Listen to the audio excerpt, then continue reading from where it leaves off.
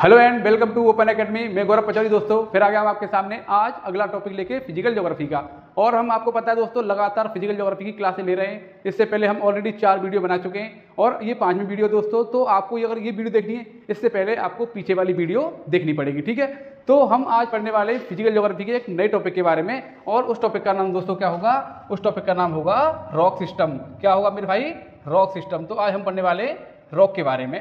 तो आज हमारा टॉपिक है रॉक साइकिल, मतलब हमारी चट्टान होती है दोस्तों, उसकी साइकिल कैसे चलती है, वो कैसे बनते हैं दोस्तों, और कहाँ से आते हैं, कितने प्रकार के होते हैं। इन तमाम सवालों के जवाब हमें इस वीडियो से मिल जाएंगे।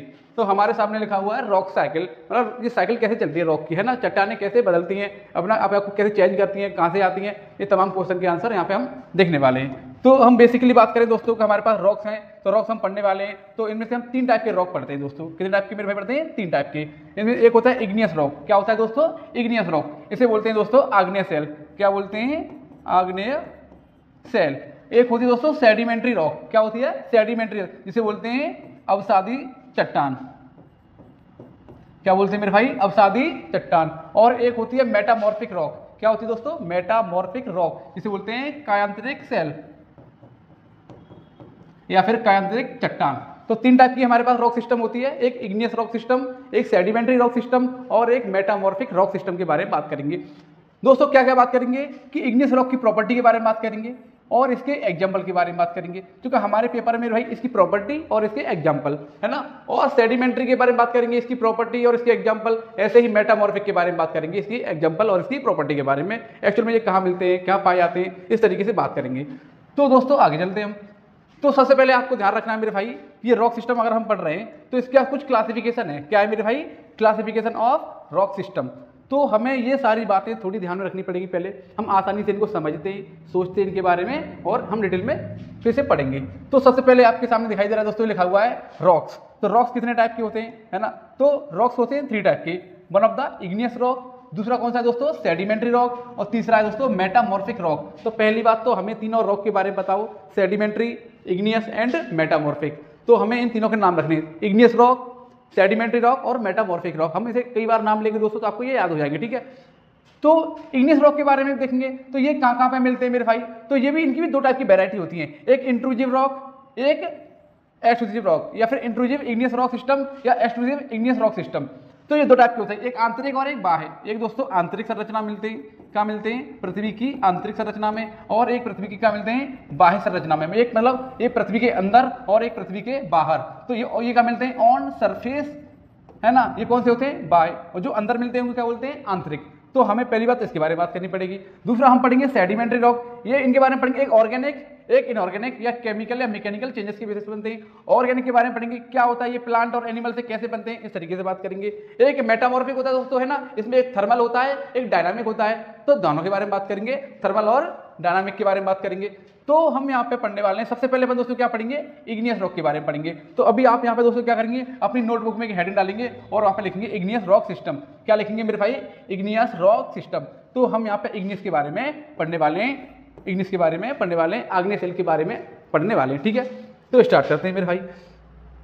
आपके सामने दोस्तों लिखा हुआ है इग्नियस रॉक।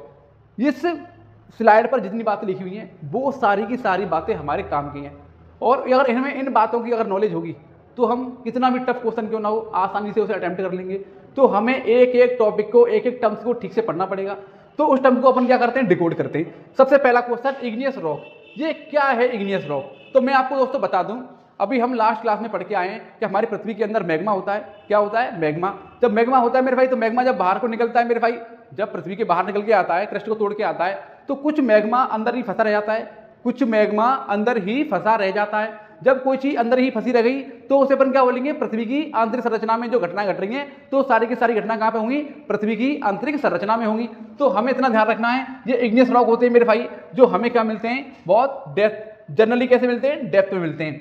तो अगला क्वेश्चन ये है, ये इग्नियस रॉक है, इसमें क्या लेयर बनती है? पहला क्वेश्चन क्या है मेरे भाई? क्या इसमें परतें जमती है मेरे भाई इग्नियस रॉक में? ये वही इग्नियस रॉक है, तो क्या इसकी लेयर बनेगी? तो क्या इसकी लेयर बनेगी, परत बनेगी मेरे भाई? तो आंसर है इसकी परत नहीं बनेगी, क्योंकि मेरे भाई ये कौन से फॉर्म में होता है? मोल्टिंग फॉर्म में होता है, ये पिघला हुआ होता है। जब कोई चीज पिघली होती है दोस्तों तो उसका क्या होता है? उसकी लेयर नहीं बनती। कोई भी लिक्विड होगा, कोई भी चीज पिघली हुई होगी तो उसकी परतें नहीं होगी। जब वो सॉलिड होगी मेरे भाई तभी उसकी परतें बन सकती हैं, अदरवाइज कोई भी चीज उसकी परतें बनी ही नहीं सकती हैं। तो पहला क्वेश्चन, तो इग्नियस रॉक की जो पहली पहचान है दोस्तों वो क्या है, क्या उस रॉक की कभी भी लेयर नहीं बनेगी, कभी भी परत नहीं बनेगी, कभी भी परत नहीं बनेगी। तो परत नहीं बनेगी उसकी कभी भी, पहली बात ध्यान रखनी है, क्योंकि वो ऑलरेडी मोल्टिंग है, पिघला हुआ है।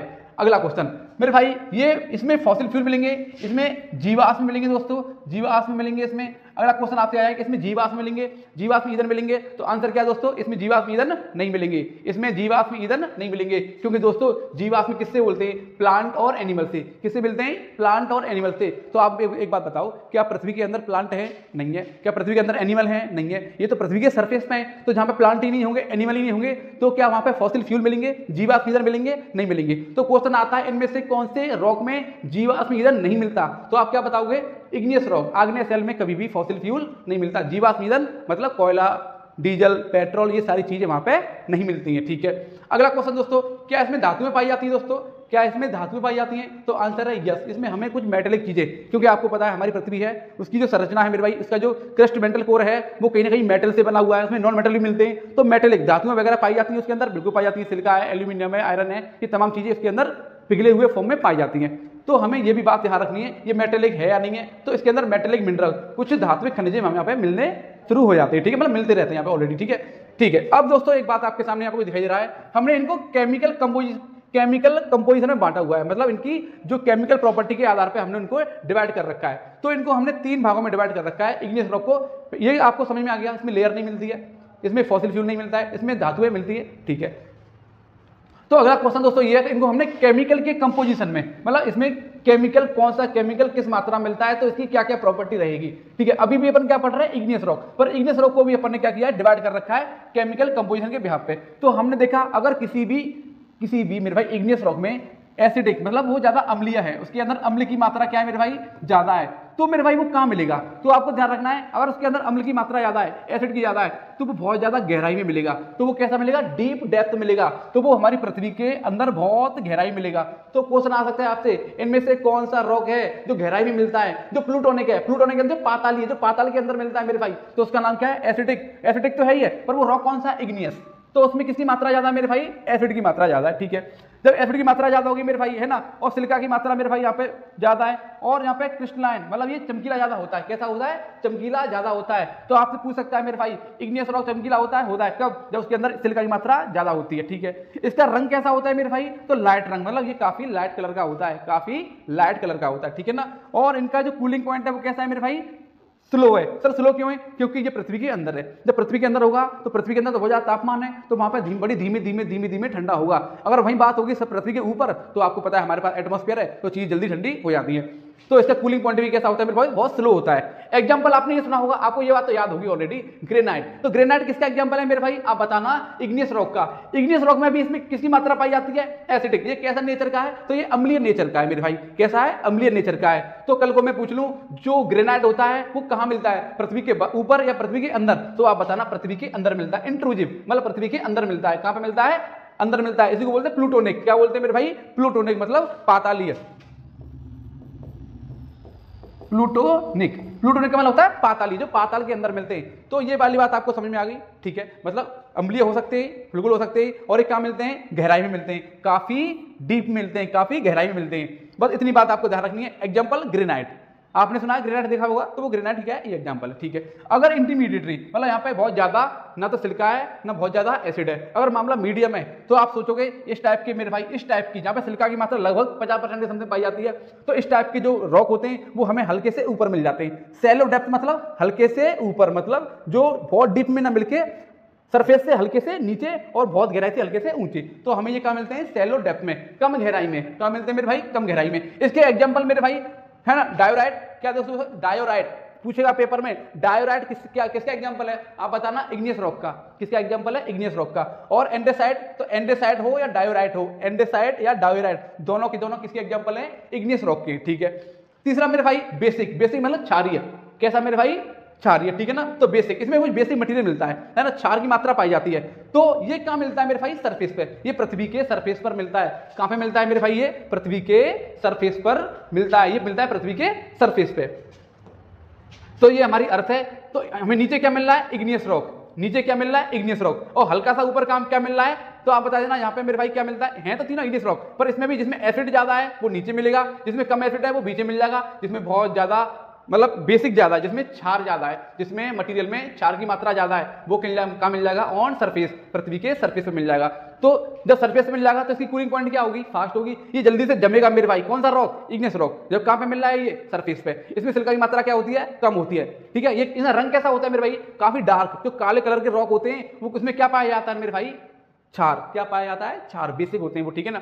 और इनका फ्लो कैसा होता है, फास्ट, क्योंकि अर्थ के सरफेस पे है और अर्थ के सरफेस पे टेम्परेचर बहुत ज्यादा है, प्रेशर भी बहुत ज्यादा है, आपको पता है पूरा एटमॉस्फेयर है, इस तरीके से इनका फ्लो कैसा है, फास्ट है ना। ये फास्ट फ्लो के आते हैं, ठीक है, इनका फ्लो कैसा है, फास्टली, तेजी से आते हैं पृथ्वी के अंदर से, पृथ्वी से ये कैसे आते हैं, तेजी से आते हैं। इसके एग्जांपल मेरे भाई बेसाल्ट, ये पेपर में कई बार आया हुआ है कि बेसाल्ट किसका एग्जांपल है, इग्नियस रॉक का, लेकिन इसमें पाया क्या जाता है, आप बता रहे हैं इसमें क्षार ज्यादा पाया जाता है, क्या पाया जाता है, क्षार की मात्रा ज्यादा पाई जाती है, ठीक है। और आपको कोई एग्जांपल रखना, पेपर में आया हुआ है कि डेक्कन प्लेटू, हमारा जो डेक्कन का पठार है, आपको पता है ये डेक्कन का पठार है भारत का, ये किससे बना हुआ है, अब बताना यहाँ पे, ये बेसाल्ट या फिर ये बेसिक है, बेसिक मतलब मेरे भाई यहाँ पे बेसिक लावा फैला हुआ है, कैसा, बेसिक, क्षारी है, तो यहाँ पे क्षार की मात्रा ज्यादा है। पेपर में कई बार पूछा गया मेरे भाई कि डेक्कन प्लेटू किस टाइप का है, आप बता देना बेसिक टाइप का है, कैसा है, बेसिक मतलब क्षारीय टाइप का है, और क्या वो भी एक्सक्लूसिव है। जो पृथ्वी के बाहर बने हुए हैं उन्हें क्या बोलेंगे, एक्सक्लूसिव बोलेंगे मेरे भाई, बाह्य संरचना वाले बोलेंगे, ठीक है। तो इतनी बात आपको समझ में आ गई इग्नियस रॉक के बारे में। मेन बातें दोस्तों ये तीनों बातें कैसी है, मेन बातें, इसमें लेयर नहीं मिलती है, इसमें फॉसिल फ्यूल नहीं मिलते हैं, इसमें कुछ धातु मिल सकती है, बिल्कुल मिलती है मेरे भाई। तो इस तरीके से अपन ने इग्नियस रॉक को क्या कर लिया, समझ लिया। प्लूटोनिक, अब पूछ सकता है पातालीय कैसा मेरे भाई, पातालीय, प्लूटोनिक तो कौन सा होता है पाताली, तो आप बता इग्नियस, ये पाताल के अंदर मतलब जमीन के अंदर पाए जाते हैं। तो ये भी क्वेश्चन आता है प्लूटोनिक रॉक कौन सा होता है, इग्नियस रॉक प्लूटोनिक होता है, जिसमें किसकी मात्रा ज्यादा होती है, एसिड की मात्रा ज्यादा होती है। इतनी बात आप यहाँ पे समझ चुके होंगे। एक बार दोस्तों आप इस वीडियो को पॉज कर लो और आसानी से नोट कर लो, पहले क्या कर लो मेरे भाई, नोट कर लो, नोट कर लोगे तो आपको आसानी से क्वेश्चन अटेंड करने में कोई दिक्कत नहीं होगी, ठीक है ना। कर लिया होगा नोट मेरे भाई वीडियो पॉज करके, ठीक है। मैं आगे चलता हूं, यहां तक सब क्लियर होगा, है ना। और कोई दिक्कत आती है आप कमेंट कर सकते हैं। अब अपन पढ़ेंगे दोस्तों सेडिमेंट्री रॉक, क्या पढ़ेंगे, सेडिमेंट्री रॉक। तो सेडिमेंट्री रॉक को क्या बोलते हैं, अवसादी चट्टान, क्या बोलते हैं मेरे भाई, अवसादी चट्टान।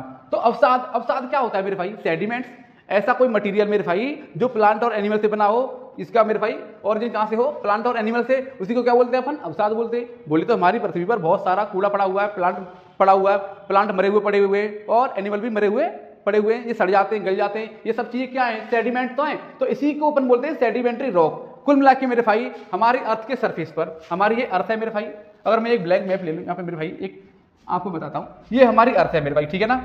तो अर्थ का ये हमारा यहाँ पे बहुत सारे प्लांट लगे हुए हैं, आपको पता है बहुत सारे प्लांट लगे हुए हैं ना, इस तरीके से, और बहुत सारे यहाँ पे छोटे छोटे क्या घूम रहे हैं, एनिमल घूम रहे हैं, इंसेक्ट घूम रहे हैं, ये एनिमल घूम रहे हैं। अब आप बताओ मेरे भाई, ये सारा का सारा रॉक सिस्टम किससे बनता है, वॉल्केनो से बनता है। जब हमारी अर्थ के अंदर से वॉल्केनो आता है तो मेरे भाई यहाँ से बहुत सारा क्या लेके आता है, मैग्मा लेके आता है। और ये मैग्मा आता है जब तेजी से फटता है मेरे भाई, जब तेजी से फटता है तो ये आपको नहीं लग रहा मेरे भाई कि जितने भी यहाँ पे प्लांट और एनिमल थे, ये प्लांट और एनिमल थे, ये बहुत सारे प्लांट और एनिमल थे, अब ये क्या होगा मेरे भाई, दब जाएंगे, क्या होगा, दब जाएंगे। तो यहाँ पे आपको पता है प्रेशर बढ़ रहा है और ऊपर से आपको पता है यहाँ पे टेम्परेचर बहुत ज्यादा है, तो इस तरीके से मेरे भाई यहाँ पे ये दब जाएंगे। जब दब जाएंगे मेरे भाई तो कहीं ना कहीं मेरे भाई ये सब सारे के सारे एक लंबे समय बाद एक लेयर का रूप ले लेंगे, एक लेयर का रूप ले लेंगे। जब ये पिचक जाएंगे मेरे भाई, दब जाएंगे तो एक लेयर का रूप ले लेंगे।